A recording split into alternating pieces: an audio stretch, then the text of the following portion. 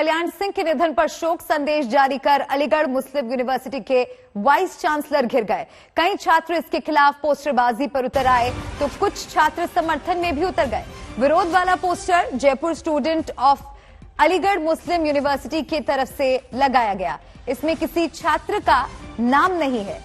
तो ये बड़ी खबर आपको बता रहे हैं, एएमयू के छात्रों ने संदेश के खिलाफ पोस्टर लगाए हैं और अब ये मामला लगातार तूल पकड़ता जा रहा है। जयपुर स्टूडेंट ऑफ अलीगढ़ के नाम से ये पोस्टर चस्पा किए गए हैं, जिसकी तस्वीर आप तक पहुंचा रहे हैं। कई छात्र इसके खिलाफ पोस्टरबाजी पर उतर आए हैं तो कुछ छात्र ऐसे भी हैं जो समर्थन में उतरे हैं। विरोध वाला poster Jaipur student of Aligarh Muslim university की तरफ से लगाया गया है। इसमें किसी छात्र का नाम सामने नहीं आया है।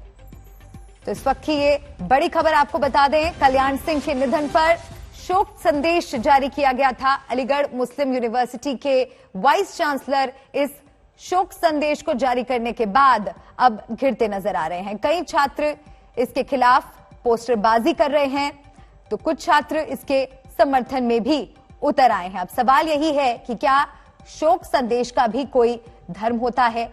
एएमयू में विरोध में पोस्टर्स लगाए गए हैं। ये दो तस्वीरें आपको दिखा रहे हैं कि किस तरह से शोक संदेश पर अब सियासत होती नजर आ रही है। तो कल्याण सिंह के निधन के बाद शोक संदेश जारी किया गया था, जिसके बाद वाइस चांसलर अब घिरते नजर आ रहे हैं। तो इस शोक संदेश का विरोध कर रहे हैं कुछ स्टूडेंट्स ऐसे भी हैं जो इसके समर्थन में उतर गए हैं। विरोध वाला poster Jaipur student of Aligarh Muslim university की तरफ से लगाया गया है। इसमें किसी छात्र का नाम सामने नहीं आया है।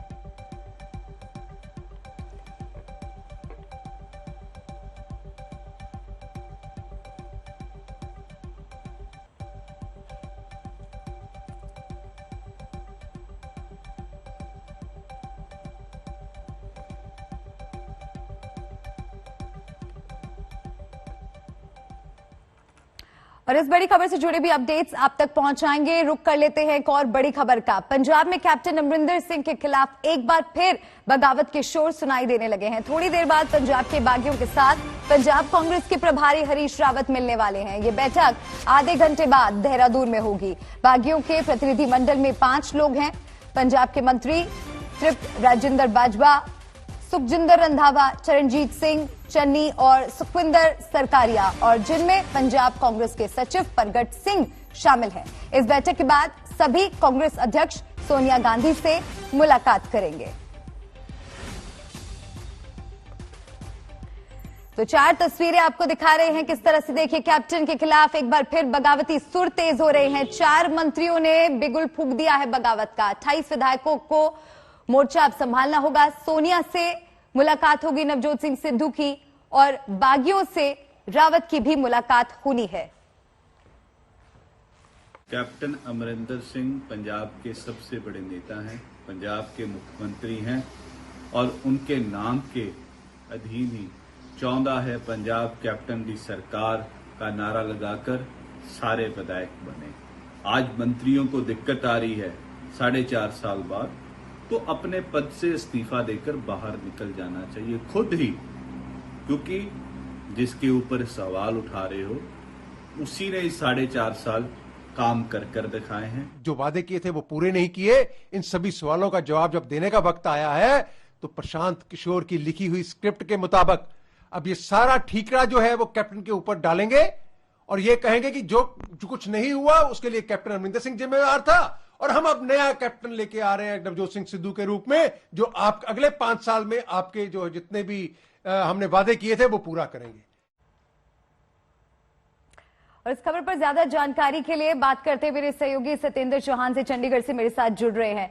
सत्येंद्र, एक बार फिर से देख रहे हैं कि बगावती सुर कांग्रेस के बीच में उठ रहे हैं, लेकिन जब नवजोत सिंह सिद्धू को अध्यक्ष बना दिया गया था उसके बाद लग रहा था कि ये विवाद अब खत्म हो गया है। एक बार फिर से ये तूफान कैसे खड़ा हो गया? मल्लिका, देखिए, ये थोड़ी सी गलतफहमी है। यहाँ पर मैं अपने बयान को, अपनी बात को कहीं ना कहीं दूसरे रूप में कहना चाहूंगा।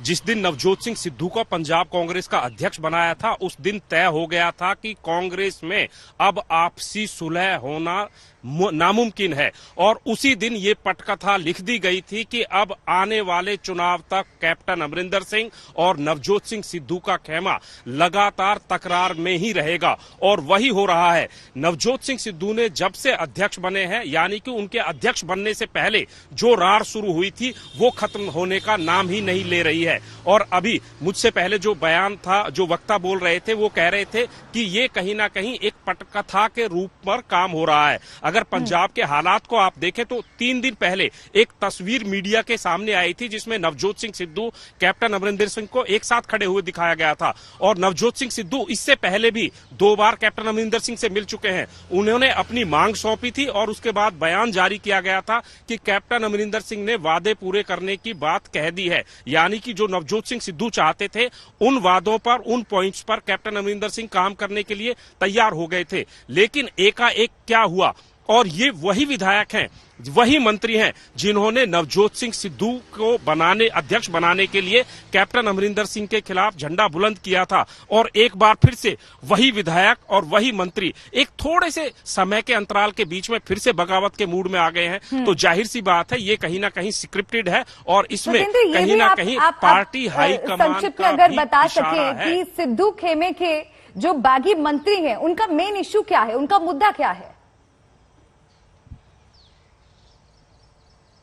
देखिए, सबसे बड़ा सवाल यह है कि वो मंत्री हैं, और ये मंत्री 4.5 साल कैप्टन अमरिंदर की गवर्नमेंट में ही रहे हैं और मौजूदा वक्त में भी मंत्री हैं, और ये कहते हैं कि पंजाब में जो वादे किए थे वो पूरे नहीं हुए। लेकिन सवाल ये खड़ा होता है, अभी कुछ महीने पहले यही मंत्री कैप्टन अमरिंदर सिंह के साथ हयात होटल में बैठकर पूरे 4 साल होने के उपलक्ष्य में जो प्रेस कॉन्फ्रेंस करी थी उसमें दावे कर रहे थे कि हमने 82% अपने वादे पूरे कर लिए हैं और जो वादे बचे हैं उनको पूरा किया जाएगा। और अब कह रहे हैं कि हमने पंजाब में कुछ काम नहीं किया। तो सवाल इनके ऊपर भी खड़ा होता है, 4.5 साल आप कैबिनेट मंत्री रहे, कम से कम आप अपने महकमे में तो काम करते। अब कहीं ना कहीं जो एक स्क्रिप्ट लिखी गई है उस स्क्रिप्ट के हिसाब से कैप्टन अमरिंदर सिंह का तख्ता पलट करने की तैयारी है। इससे पहले जो विरोध के स्वर थे उसमें कांग्रेस को एक करने की बात कही जा रही थी, लेकिन अब जो सुर है उसमें ये मंत्री और विधायक सीधे सीधे कह रहे हैं कि कैप्टन अमरिंदर सिंह को अब जाना होगा। कांग्रेस को बचाना है तो कैप्टन अमरिंदर सिंह को पार्टी से निकालना पड़ेगा और मुख्यमंत्री पद से हटाना पड़ेगा। तो ये जो मांग है, ये जो सुर है, ये कहीं ना कहीं अपने आप में संकेत दे रहे हैं कि आने वाला समय कांग्रेस पार्टी के लिए चुनौतियों से भरा है, और ये मुसीबतें और ये संकट है, ये अभी फिलहाल ना तो टला है और ना कुछ ही महीने बचे हैं चुनाव में, और उसके पहले पार्टी के बीच इस तरह की अंदरूनी कलह वाकई पंजाब में कांग्रेस के लिए बड़ी मुश्किल खड़ी कर सकती है। शुक्रिया आपका इस अपडेट के लिए, नजर बनाए रखेगा, लौटेंगे अपडेट्स के लिए। आगे बढ़ते हैं और अब बात महाराष्ट्र की। अब बात करेंगे महाराष्ट्र में थप्पड़ वाले बयान की, जिसकी गूंज अभी तक सुनाई दे रही है। महाराष्ट्र के मुख्यमंत्री उद्धव ठाकरे के खिलाफ विवादित बयान को लेकर केंद्रीय मंत्री नारायण राणे को आधी रात को जमानत मिल गई। राणे को, आपको ग्राफिक्स के जरिए भी इस खबर से जुड़ा अपडेट बता रहे हैं, राणे को रायगढ़ में महाड दीवानी कोर्ट में पेश किया था। पुलिस ने कोर्ट से 7 दिन के लिए राणे की रिमांड मांगी थी, लेकिन 15,000 की निजी मुचलके पर उन्हें सशर्त जमानत दी गई। तो थप्पड़ वाले बयान की गूंज देखिए अब तक सुनाई दे रही है। बेल के साथ पेशी की शर्त भी लगाई गई। 30 अगस्त 6 सितंबर को रायगढ़ में पेशी का भी फरमान दिया गया है। और किस तरह से इस पूरे मामले में अब डेवलपमेंट्स हो रही हैं वो आपको बता रहे हैं। राणे को अगले 30 अगस्त और 6 सितंबर को रायगढ़ में पेश होने को कहा गया है। राणे के बेल के बाद उनके समर्थक और बेल ने के बाद जश्न भी मनाया गया, पटाखे भी छोड़े, वहीं शिवसेना समर्थकों ने भी हंगामा किया। और साथ ही अब आपको बता दें कि नारायण राणे का इस पूरे मामले पर क्या कुछ कहना है। वो मुझसे डरते हैं, मैंने कुछ भी गलत नहीं कहा, ये लगातार वो अपने बयान में कह रहे हैं। राणे को गिरफ्तारी के करीब 8 घंटे बाद जमानत भी मिल गई थी। राणे साहब, ये जो आपको अरेस्ट हुई है और जिसके बाद सरकार की तरफ से अभी तक कोई अधिकृत प्रतिक्रिया नहीं है, वो कह रहे हैं कि आपने जो शब्द का इस्तेमाल किया, आपने कहा कि मुख्यमंत्री को आप कान के नीचे बजाएंगे, उसको लेकर ये गिरफ्तारी हुई। उनका कहना है कि इसके वजह से 2 समूहों में तेढ़ निर्माण हो सकती है, कानून सुव्यवस्था की स्थिति पैदा हो सकती है, उसके वजह से ये गिरफ्तारी हुई। क्या कहना है आपका?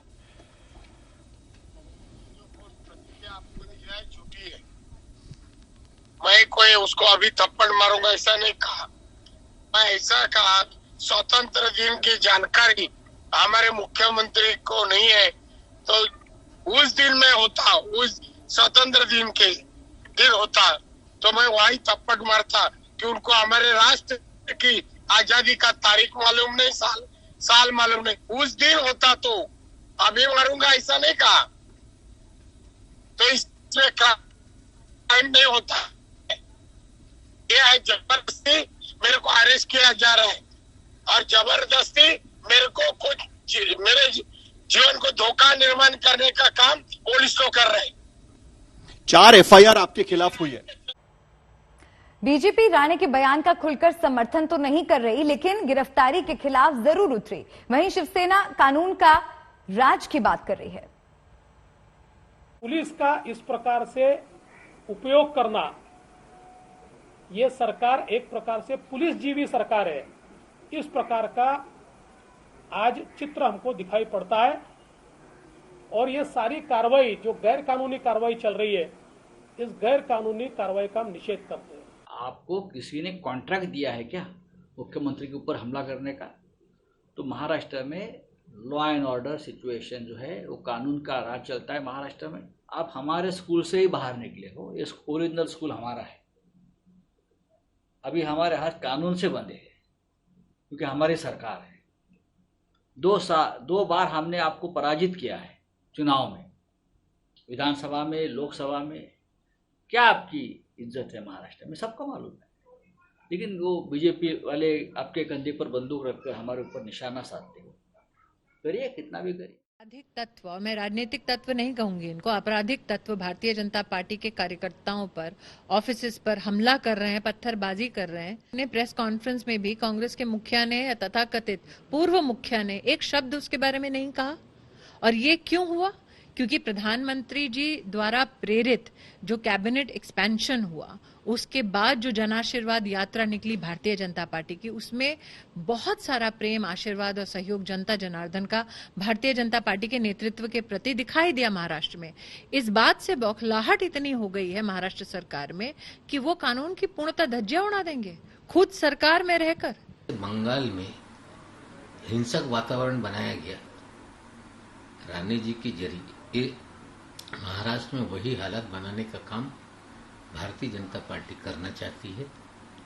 हम फिर से कहते हैं कि लोग ये न समझे कि वे कानून से बड़े हो गए हैं, निश्चित रूप से कानूनी कार्रवाई होगी। उद्धव ठाकरे के खिलाफ बयान देकर केंद्रीय मंत्री नारायण राणे पहले गिरफ्तार किए गए, फिर उन्हें जमानत भी मिल गई। लेकिन नारायण राणे को गिरफ्तारी के बाद एक तरफ शिवसेना जश्न मना रही थी तो दूसरी ओर बीजेपी के कार्यकर्ता विरोध प्रदर्शन कर रहे हैं। दोनों ओर से सियासी खींचतान जारी है।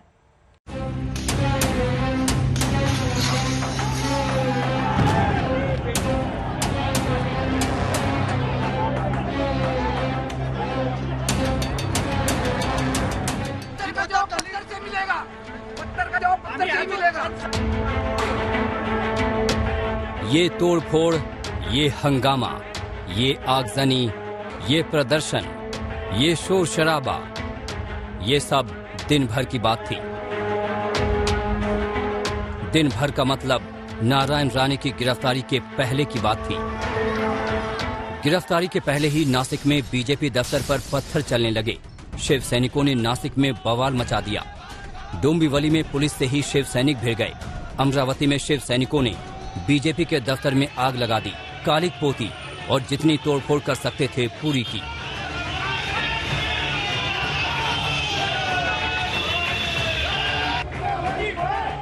बीड में शिवसेना के समर्थक थाने में घुस गए, जमकर हंगामा किया। ये सब गिरफ्तारी के पहले की तस्वीरें थीं, लेकिन गिरफ्तारी के बाद क्या हुआ वो देखिए। मुंबई में शिवसेना के कार्यकर्ताओं ने दिवाली मनाई। उन्होंने पटाखे फोड़े, फुलझड़ियां जलाई। शिवसेना के खेमे में खुशियां थी क्योंकि गिरफ्तारी के बाद राणे हवालात में थे, लेकिन चंद घंटों के बाद ही उन्हें महाड कोर्ट से जमानत मिल गई। आज राणे साहब को अदालत में हाजिर किया रिमांड के लिए, और रिमांड के बाद उनको पुलिस कस्टडी की मांग की गई। पुलिस कस्टडी की मांग को हम लोग ने अपोज किया, उसके ऊपर बहस हो गई और न्यायालय ने उनकी पुलिस कस्टडी की मांग को ठुकरा दिया और उनको जुडिशियल कस्टडी दी। उसके बाद में बेल एप्लीकेशन उनकी तरफ से हमने लगाई और उसके ऊपर बहस होके 15,000 की जमानत पे उनकी आज रिहाई की है। इधर शिवसेना जश्न मना रही थी, उधर बीजेपी के लोग सड़कों पर उतर आए थे। जबरदस्त महिलाओं का जत्था पुलिसकर्मियों से भिड़ गया था। पुरुष कार्यकर्ता राणे की गिरफ्तारी पर आकाश सर पर उठाए थे। महाड़ पुलिस स्टेशन में राणे की पेशी के वक्त 200 गाड़ियों में सवार उनके समर्थक वहां पहुंच चुके थे। कोर्ट के बाहर का भी जो दृश्य है वो देखें तो जो नारायण राणे समर्थक हैं, जो बीजेपी कार्यकर्ता हैं, वो पूरी तरह से अभी भी 11:30 बजे रात के कोर्ट के बाहर मौजूद हैं और कोर्ट के अंदर पुलिस की भारी डिप्लॉयमेंट है। एक सिटिंग कैबिनेट मिनिस्टर का अरेस्ट होना एक आप कह सकते हैं कि अनप्रेसिडेंटेड है, महाराष्ट्र ही नहीं बल्कि देश की पॉलिटिक्स में भी, और इसीलिए इस केस के, इस पूरी इवेंट के राजनीतिक तौर पर कई ज्यादा महत्व है। एक पत्थर की वजह से ये खलबड़ा बौखला गए, ये बौखला गई सरकार। इसको रस्ते पे उतर के सत्ता पे से नीचे उतरने का काम नागरिकों की तरफ से करने वाले हैं। इसका यहाँ पे पूरी तरह से उन्होंने जो मिसयूज किया है, पुलिस का मिसयूज करके, पावर का मिसयूज करके, आज शिवसेना सरकार, ठाकरे सरकार ने जो केंद्रीय मंत्री नारायण राव जी राणे साहब को अटक किया है, ये पूरी तरह नाइंसाफी है, पूरी तरह गलत है और जनता इसका जरूर जवाब देंगी। और हम भारतीय जनता पार्टी के कार्यकर्ता रास्ते पे उतर के इसका जवाब जरूर देंगे। महाराष्ट्र की सड़कों पर ऐसे ही हंगामा बरपा था। बीजेपी दफ्तरों पर हमले हो रहे थे और देवेंद्र फडणवीस इन हमलों का जवाब देने की चेतावनी दे रहे थे। मैं चेतावनी देना चाहता हूं, भारतीय जनता पार्टी के कार्यालय पर पुलिस के संरक्षण में कुछ लोग पथराव करने की कोशिश कर रहे हैं। इसको सहन नहीं किया जाएगा, इसकी रिएक्शन आएगी। केंद्रीय मंत्री की गिरफ्तारी पर सियासी आकाश गंदुमी हो गया था। हर आदमी इस खबर पर अपनी तरह की सियासत कर रहा था। बीजेपी की ओर से भी राणे का समर्थन था। उन्होंने मुख्यमंत्री जी के बारे में जो टिप्पणी की, हम उसका समर्थन नहीं करते। मुख्यमंत्री जी को भारत की स्वतंत्रता का अमृत महोत्सवी वर्ष याद नहीं रहा, इसके लिए किसी व्यक्ति को गुस्सा आ सकता है, वो स्वाभाविक भी है, किंतु उस गुस्से को व्यक्त करने के अपने तरीके होते हैं। उन तरीकों से ही उसको व्यक्त किया जाना चाहिए। लेकिन बात महाराष्ट्र से आगे दिल्ली तक आ गई थी। केंद्रीय मंत्री स्मृति ईरानी ने तीखे वार किए। वो कौन लोग हैं जो पत्थरबाजी कर रहे हैं, गुंडागर्दी कर रहे हैं? उनको कहां से बर्खास्त करेंगे राउत साहब? बीजेपी दफ्तर पर वो कौन लोग हैं जो इस वक्त कानून तोड़ रहे हैं महाराष्ट्र में? उनके खिलाफ कौन कार्रवाई करेगा महाराष्ट्र में? किसी केंद्रीय मंत्री का बयान देने के बाद इतनी जल्दी और इस कदर से गिरफ्तार हो जाना भारतीय राजनीति में अहम घटना के तौर पर है। लेकिन राजनीति में घटनाएं होती रहती हैं। अब मसला ये है कि शिवसेना ने अपनी ताकत दिखा दी। अब देखना यह है कि राणे ताकत दिखाते हैं या इस मुद्दे को जमानत के साथ ही खत्म कर देते हैं। दिल्ली से हिमांशु मिश्रा, मुंबई से दिव्येश और सौरभ वक्तानिया के साथ मुस्तफा शेख, महाड़ आज तक।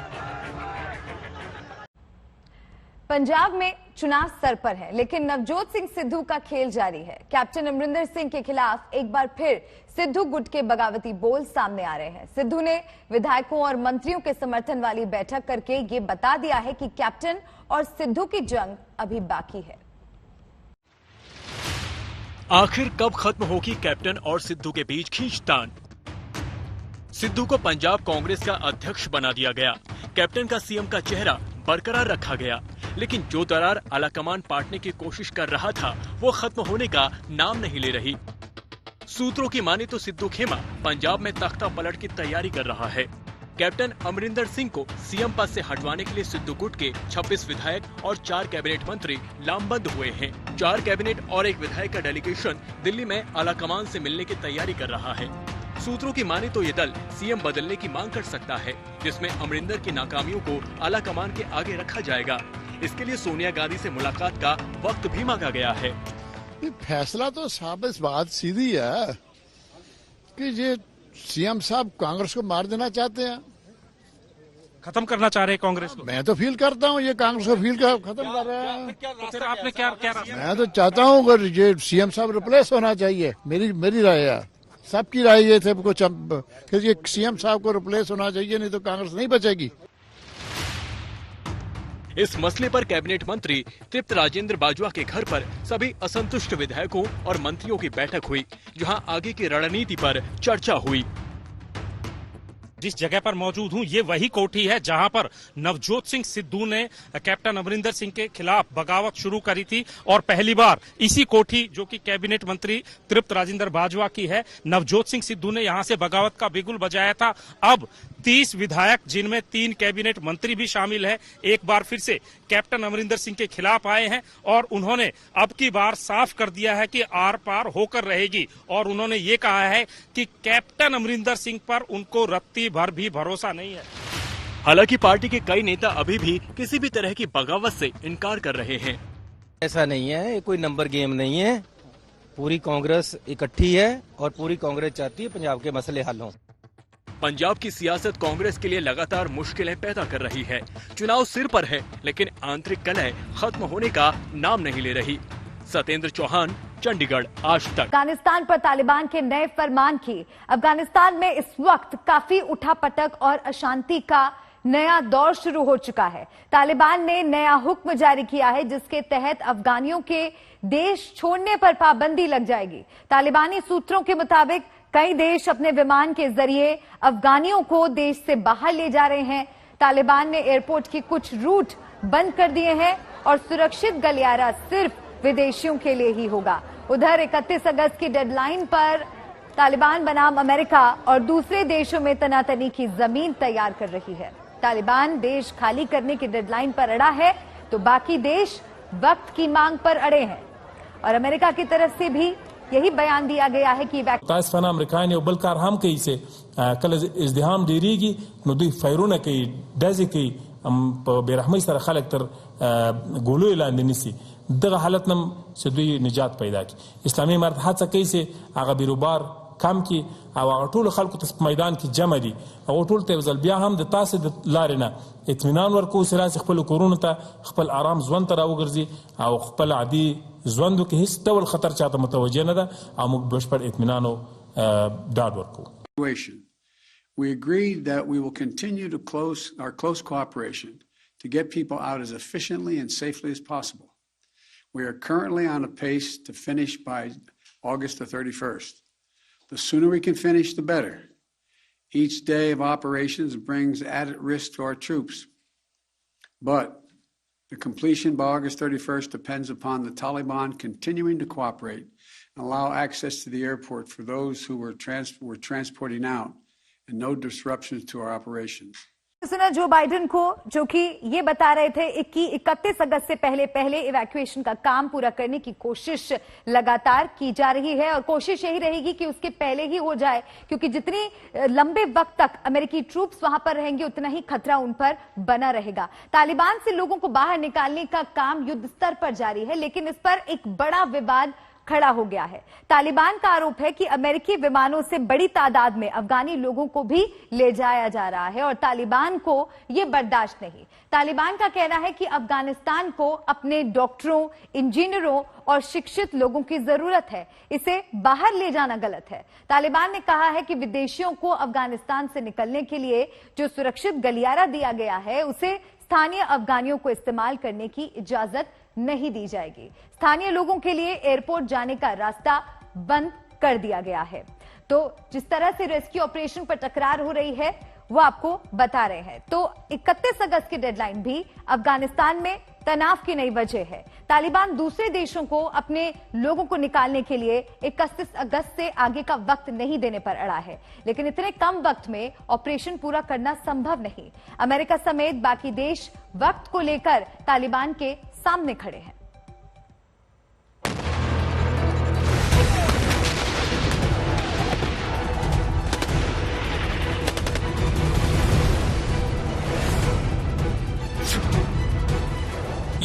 2000 का अफगानिस्तान है, वो वक्त जब सारा अफगानिस्तान तालिबान के कंट्रोल में था सिवाय पंजशीर के।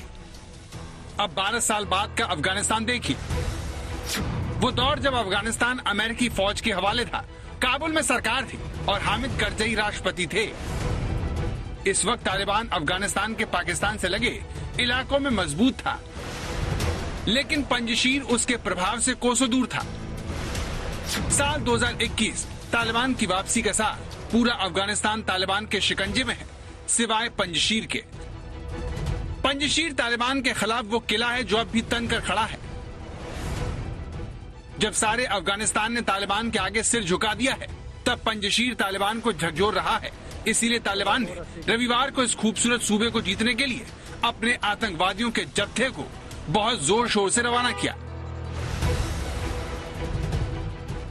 लेकिन तालिबान के आतंकवादियों ने जब पंजशीर में घुसने की कोशिश की तो देखिए कैसे उन्हें उल्टे पैर भागना पड़ा। जैसे ही तालिबान के आतंकवादी ने पंजशीर की धरती पर कदम रखा, आसमान से गोला बारूद बरसने लगा।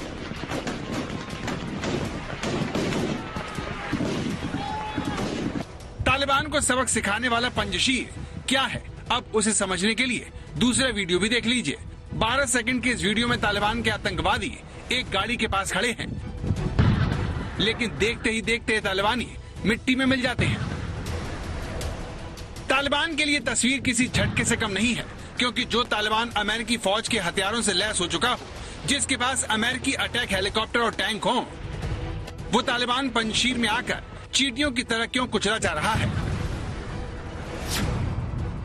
और इसी से आगे का सवाल पैदा होता है कि क्या पंजशीर में इस बार कदम नहीं रख पाएगा तालिबान? क्या तालिबान के खिलाफ विद्रोह की चिंगारी साबित होने जा रहा है पंजशीर? तालिबान की आंखों में आंखें डालकर ललकारने वाले अफगानिस्तान के पूर्व उपराष्ट्रपति अमीरुल्लाह सालेह दावा करते हैं कि इस बार भी पंजशीर तालिबान के सामने घुटने नहीं टेकेगा। पंजशीर घाटी में वॉलीबॉल खेलकर पंजशीर के लड़ाकों का उत्साह बढ़ाने वाले अमीरुल्लाह सालेह ने आज तक से एक्सक्लूसिव बातचीत में दावा किया कि वो किसी भी कीमत पर अफगानिस्तान को तालिबानिस्तान बनने नहीं देंगे। How will you fight? Taliban wants the emirate and you want a democracy. You see, we do not want dictatorship. We want the pluralism in Afghanistan to survive. We want the Afghan people to have a say. We want the identity of individuals, of the communities, of all ethnic groups of Afghanistan. We want the Afghan fabric, societal fabric, to stay alive. We do not want Afghanistan to become Talibanistan. That's what the Taliban are trying to establish. They're destroying Afghanistan and they want to establish Talibanistan. That will not happen. So our political objectives are very, very clear. We prefer negotiations, but as I said, the negotiations must be very meaningful, and it should not be like Doha style to legitimize the Taliban oppression and not to stop their barbaric military onslaught. Thank you very much. Kabul से ठीक 125 kilometre दूर पंजशीर की आजाद घाटियों में बैठकर अमीरुल्लाह सालेह ये बातें इसलिए कर रहे हैं क्योंकि उनके साथ अहमद मसूद खड़े हैं, जिनके नेतृत्व में पंजशीर का बच्चा बच्चा तालिबानियों के खिलाफ जंग लड़ने को तैयार है। मैं अपने गढ़ में हूँ, मैं अपने इलाके पंजशीर घाटी में हूँ। पंजशीर घाटी के लोग पूरी तरह एकजुट हैं। वो घाटी की रक्षा करना चाहते हैं, वो लड़ने को तैयार हैं और किसी भी अधिनायकवादी सत्ता के खिलाफ खड़े हैं। लेकिन जिस तरह से अफगानिस्तान के बाकी 33 राज्यों ने तालिबान के आगे घुटने टेके, उसे देखते हुए सबसे बड़ा सवाल यही है कि क्या तालिबान का मुकाबला कर पाएगी पंजशीर घाटी, क्योंकि तालिबान इस बार जीत के लिए कुछ भी करने को तैयार है। अमीरुल्लाह सालेह ने ट्वीट कर बताया, तालिबान अंदराब घाटी में खाना और ईंधन नहीं आने दे रहा है। मानवीय स्थिति बेहद खराब हो चुकी है। हजारों महिलाएं और बच्चे पहाड़ों को छोड़कर जा चुके हैं। 2 दिनों में तालिबान ने बच्चों और बुजुर्गों को अगवा किया है। आतंकी इनका इस्तेमाल ढाल की तरह कर रहे हैं ताकि वो खुलेआम घूम सके और घर घर जाकर तलाशी ले सके। तो तालिबान ने पंजशीर में अत्याचार शुरू कर दिया है ताकि जल्द से जल्द विरोध की इकलौती आवाज को दबाया जा सके। गौरव सावंत, दिल्ली, आज तक।